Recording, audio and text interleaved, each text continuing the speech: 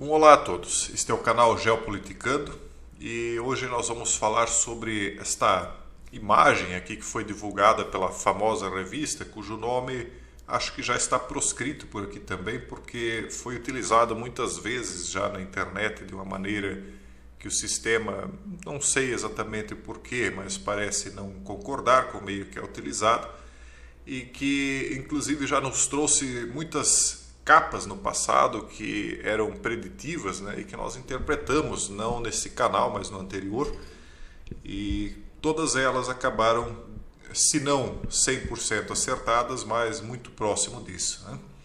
Agora eles estão trazendo o óbvio do óbvio, né? Eles estão trazendo aqui a imagem de uma Europa congelada por conta de uma crise que eles chamam de crise duradoura de energia e na geopolítica. Para quem não lembra, já no ano passado, em outubro de 2021, eles haviam divulgado esta imagem aqui. E o título da matéria, nós já fizemos uma matéria na época a respeito, né? Um vídeo. A matéria dizia o seguinte: o primeiro grande choque energético da era verde. E aí eles colocavam então uma chama de gás com a máscara do pânico, né? Porque eles sabiam que isso traria pânico no futuro, né, para as pessoas.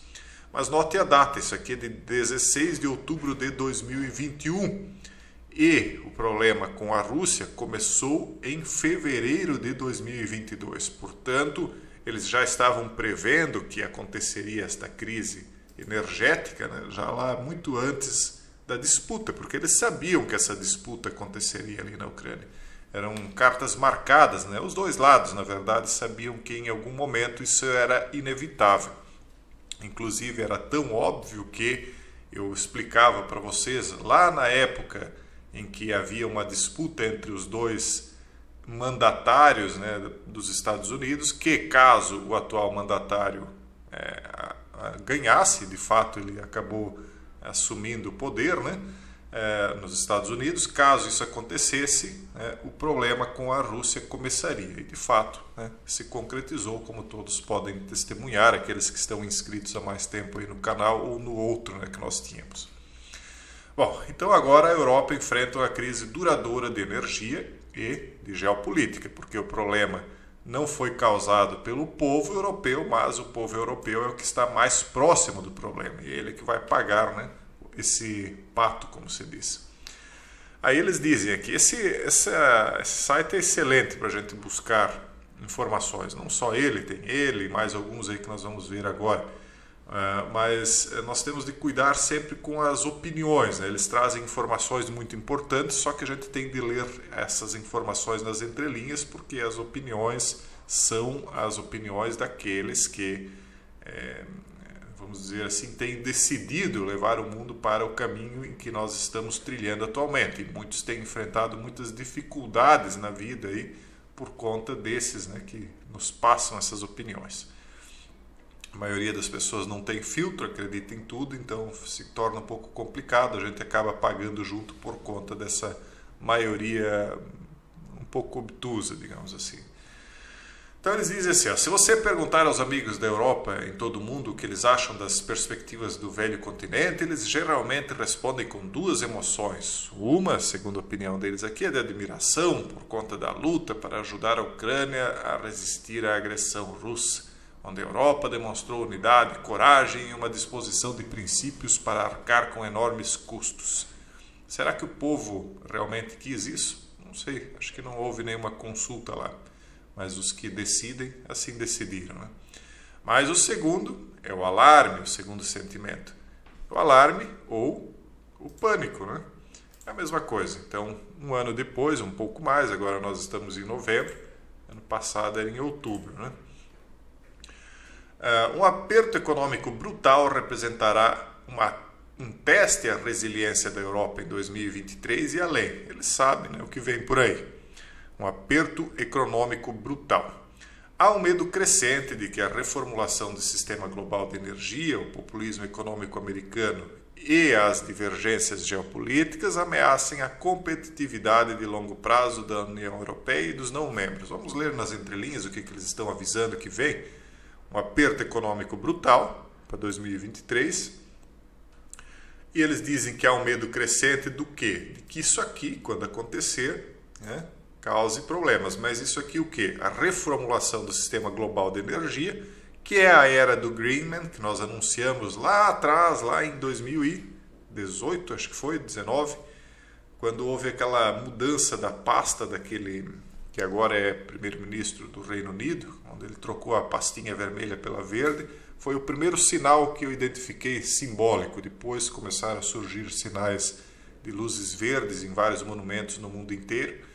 E aí eu disse, olha pessoal, vem aí a era do Greenland. Se eu não me engano foi final de 2019. Vocês podem pesquisar aí depois, me digam quando é que foi essa troca da pasta e aquelas luzes verdes, né, que apareceram no mundo inteiro.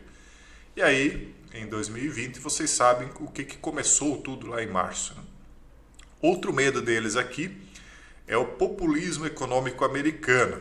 Do que eles estão falando? Dessas rendas básicas que estão sendo distribuídas, de tentativa de controle inflacionário através de novas emissões de títulos, e aí o rombo, né, da dívida pública americana vai ficando cada vez maior, e uma hora isso aí vai trazer um aperto econômico brutal também para os Estados Unidos e, por consequência, para o mundo inteiro.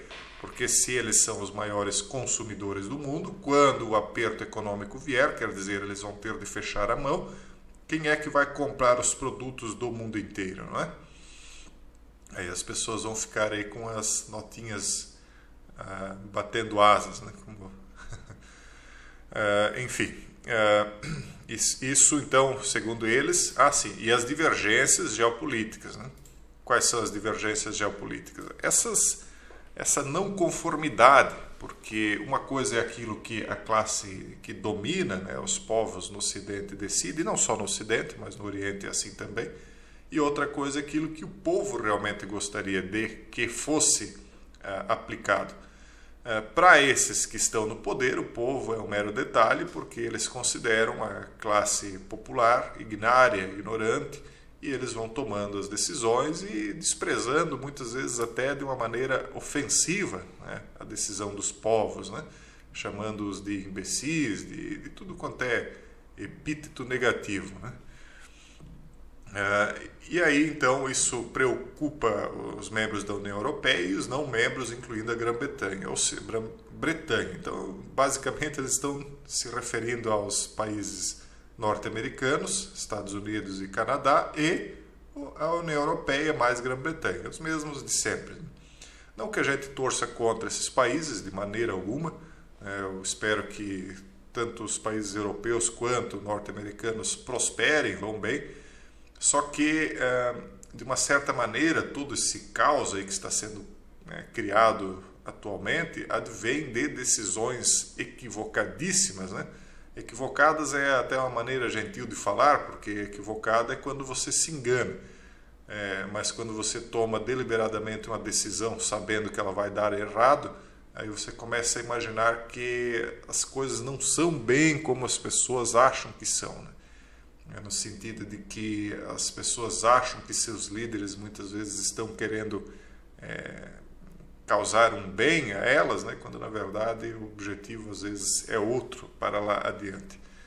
Então não é apenas a prosperidade do continente que está em risco, eles dizem, mas também a saúde da aliança transatlântica, ou seja, a partir do momento que o povo começar a pagar por conta das decisões do povo, dos líderes, né? Pode ser que isso aí abale inclusive a aliança transatlântica.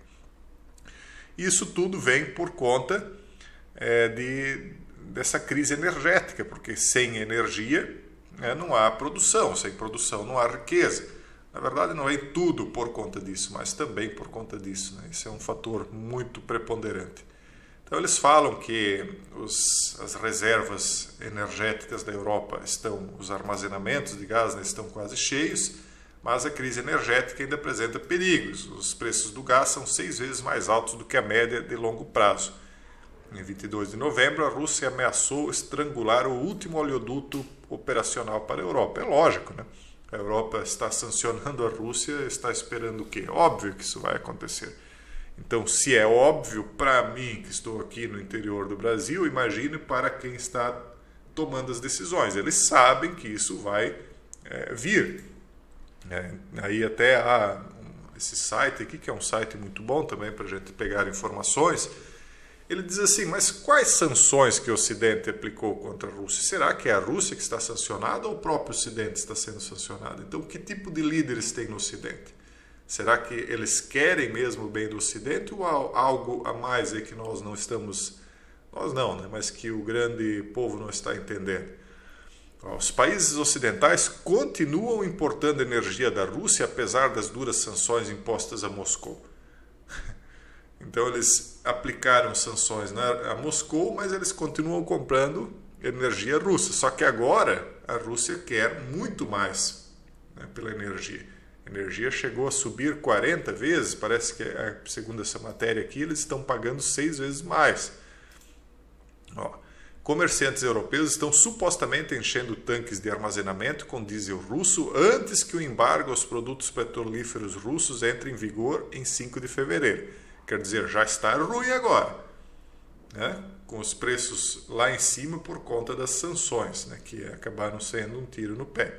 Mas eles querem piorar, eles vão cortar o acesso, né? O embargo dos produtos petrolíferos russos começa lá em 5 de fevereiro. O que vai acontecer? Vai melhorar ou vai piorar? 5 do 2 dá uns 55. O pessoal da comunidade fechada lá já sabe, né, o número e o que significa. E o 44 também.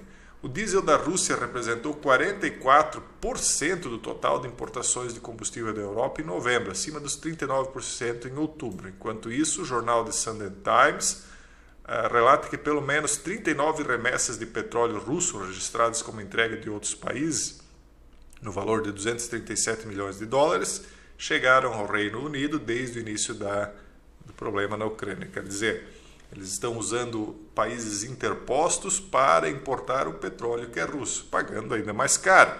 E é óbvio que as autoridades sabem disso e fazem vistas grossas. Por quê? Porque precisam do petróleo. E então, deliberadamente, esses prejuízos que eles estão causando à própria economia do país não é algo que eles não estão enxergando. Tanto é que sai na mídia oficial isso aqui, né? Então é isso, pessoal. Aqui nós podíamos falar sobre outros problemas aí que estão acontecendo, mas hoje a gente vai se manter apenas nessa questão energética, que vai ter consequências para nós também. Quando as coisas acabam saindo mais caro lá na Europa, sai mais caro aqui também. Nós ainda temos uma dependência muito grande deles lá.